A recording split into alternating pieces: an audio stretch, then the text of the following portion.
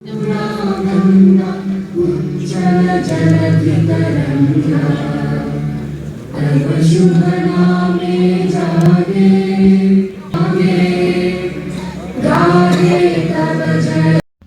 चला कि वो वहाँ उसके सबके हेड आज इंडियन।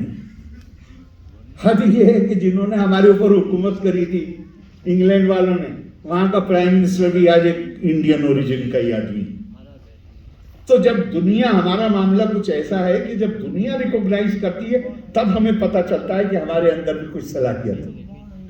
आज दुनिया रिकॉग्नाइज कर रही है। G20 की लीडरशिप मामूली चीज नहीं। हिंदुस्तान को आने वाली, मुझे लगता है, दहाई भी नहीं लगेगी।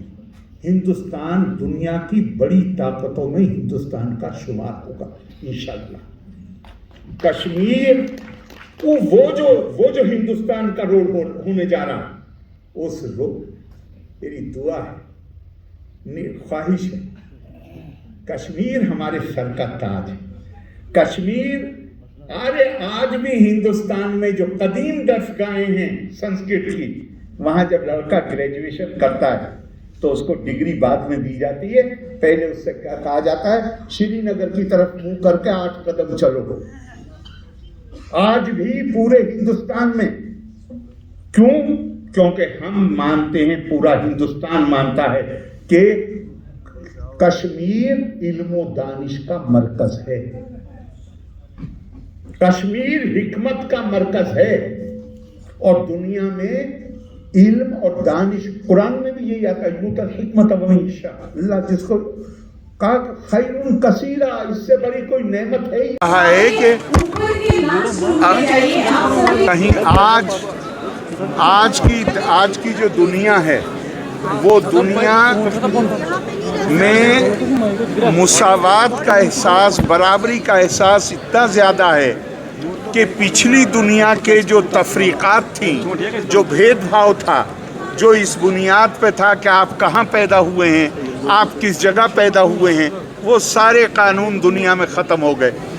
लेकिन एक कानून है कुदरत का कानून, और वो कानून है कि अगर आपका किरदार आला है, अगर आप खिदमत करते हैं, अगर आपका किरदार हुस्न अखलाक है, आमाल साला हैं, उससे जो दर्जा इंसान को मिलता है वो किसी कानून से नहीं मिलता।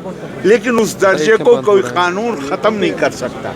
मेरा कहना ये है कि यही तालीम दीन की है, यही तालीम तसव्वुफ़ की है, यही तालीम आज की दुनिया में, मॉडर्न दुनिया में, आज जो यूएन का जो डिक्लेरेशन है ह्यूमन राइट्स, वो कहता है इस बुनियाद पर कि आप कहाँ पैदा हुए हैं, इस बुनियाद पर कि आप किस घर में पैदा हुए हैं, किस मज़हब में पैदा हुए हैं, किसी को कोई खुसूसी दर्जा नहीं है। वो मैंने कहा, कश्मीर के पास तो इतनी चीज़ें हैं खुसूसियत के लिए। कश्मीर को कानून के ज़रिए खुसूसियत की ज़रूरत नहीं है। कश्मीर के अंदर अपनी ताकत है, यहाँ ऐसी तालीमात हैं, यहाँ ऐसे फ़न हैं, यहाँ ऐसे कारीगर हैं, यहाँ ऐसी खूबियाँ हैं कि आपका दर्जा तो स्पेशल है ही। वो स्पेशल दर्जा, कानून का स्पेशल दर्जा तो दुनिया में अब हर जगह ख़त्म हो गया। आपने बांटने की बात कही, की बात मैंने ये कही भाई कि हमारी जो अखलाकियात है, ख़ास तौर से तसव्वुफ़ की जो अखलाकियात है, उसमें इस बात को बहुत ही मनफी नज़र से देखा गया है कि मैं चाहे इंसानों को बांटूं, चाहे इल्म को बांटूं, किसी भी चीज़ को, जो चीज़ ज़ोर जो दिया गया है वो इस बात पे दिया गया है कि तू बराए वसल करदा नाम दी, तुम्हें भेजा गया है सबको इकट्ठा करने के लिए, नए बराए फसल करदा नाम दी, तुम्हें लोगों को तोड़ने के लिए नहीं भेजा गया। और मुख्तसिमीन लफ्ज़ इस्तेमाल किया है कुरान ने, बहुत वार्निंग के साथ इस्तेमाल किया है। और जो बांटने वाले हैं वो ध्यान रखें कि हमने पहले भी बांटने वालों को बड़ी सज़ाएं दी। ये आप देख लीजिए, कुरान में देख लीजिए, तकसीम को किसे याद रखती है दुनिया? जो आपके दिलों को जोड़ता है, जो दिलों को तोड़ता है उसको दुनिया याद नहीं रखती, याद भी रखती है तो बहुत ख़राब तरीके से याद रखती है। हमें अगर हमारा मुल्क तकसीम हुआ है 47 में, अगर हम उससे सबसे ज़्यादा दुनिया में अगर किसी को ऐसी किसी भी कोशिश के खिलाफ जो इंसानों को मज़हब की बुनियाद पर, इलाके की बुनियाद पर उनके बीच में तकसीम पैदा करे, अगर सबसे ज़्यादा किसी को उसका मुखालिफ होना चाहिए तो हिंदुस्तानियों को होना चाहिए, क्योंकि हमारे सीने पे तो छुरी चल चुकी है, एक बार हमारा मुल्क तकसीम हो चुका है। अगर हम उससे सबक नहीं हासिल करेंगे, आज पूरी दुनिया देखिए आप, पूरी दुनिया देखिए आप, कौन सा मुल्क है जो सिर्फ अपने लोगों से अपने काम को चला सके। आप सऊदी अरब चले जाइए, दुनिया की हर कौमियत का आदमी वहाँ मौजूद है। आप अमेरिका चले जाइए, दुनिया की हर कौमियत का आदमी मौजूद है। दुनिया को आज ग्लोबल विलेज बन गई है, सबको सब इकट्ठी हो रही है दुनिया। ये दुनिया आज बांटने का दौर नहीं है, आप बांटेंगे तो हम अपने नुकसान करेंगे। पे आपको सबको बहुत मुबारकबाद। आपके ज़रिए कश्मीर के रहने वाले, जम्मू के रहने वाले, दिल्ली के पूरे हिंदुस्तानियों को सबको बहुत मुबारकबाद, बहुत मुबारकबाद। और अल्लाह करे आने वाला साल हमारे लिए आपस में भाईचारे, प्यार, मोहब्बत, एकता, इत्तेहाद का साल हो, और ऐसा साल हो इस साल में दुनिया ने हमारे ऊपर एक बड़ी जिम्मेदारी डाली है। हिंदुस्तान G20 का प्रेसिडेंट है, तो इस आने वाले साल में हम अपने आप को ये साबित कर दें कि ताकतवर हिंदुस्तान दुनिया के लिए अमन की गारंटी है। ताकतवर हिंदुस्तान दुनिया में किसी के लिए ख़तरा नहीं बन सकता।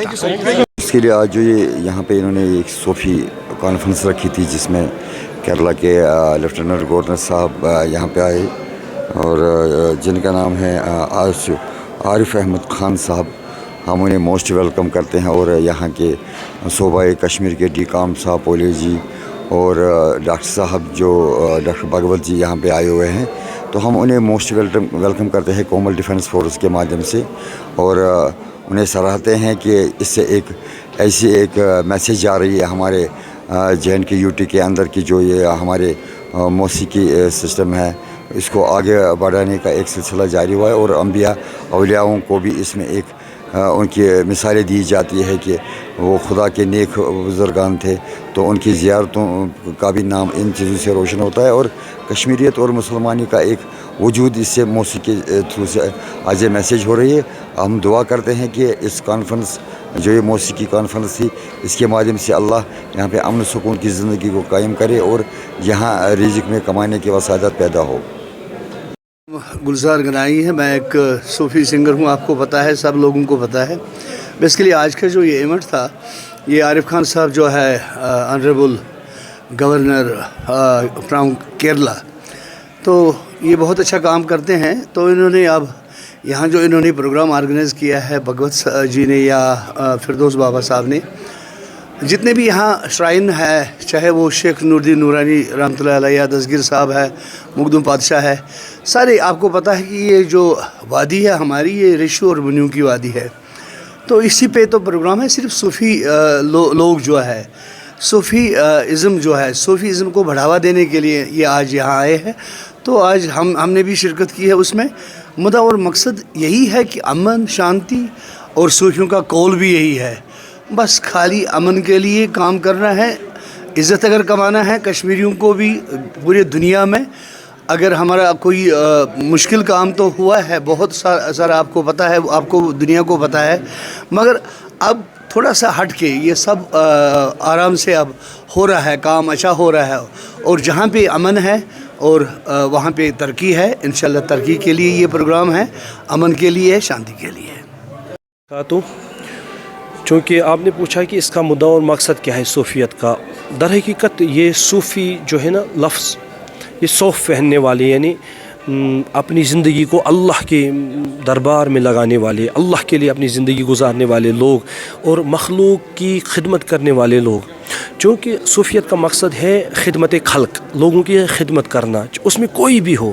جیسے کہ خواجہ معین الدین چشتی سنجری رحمۃ اللہ، خواجہ ہندن ولی رحمۃ اللہ علیہ ہندوستان میں آئے اور انہوں نے پورے 90 لاکھ لوگوں کو مسلمان کیا اور ان تمام لوگوں کو انسانیت کا درس سکھایا، ان کو ڈرگس سے، ان کو شراب سے، ان کو دیگر چیزوں سے، ماں باپ کی نافرمانی سے دور رکھا اور ان کو بڑا اچھا طریقہ دکھایا اور اسلام میں داخل کیا. اور صوفیت کا مقصد بھی یہی ہے کہ آپ لوگوں کا جو ہے خیال رکھیں. بقول علامہ اقبال رحمۃ اللہ تعالیٰ علیہ، آدمیت احترام آدمی باخبر شو از مقام آدمی، یعنی انسانیت جو ہے انسانیت کا احترام ہے. تو صوفیت کا مقصد ہے کہ انسانیت کا احترام اور لوگوں کو آپس میں جوڑنا اور نفرت کو دور کرنا.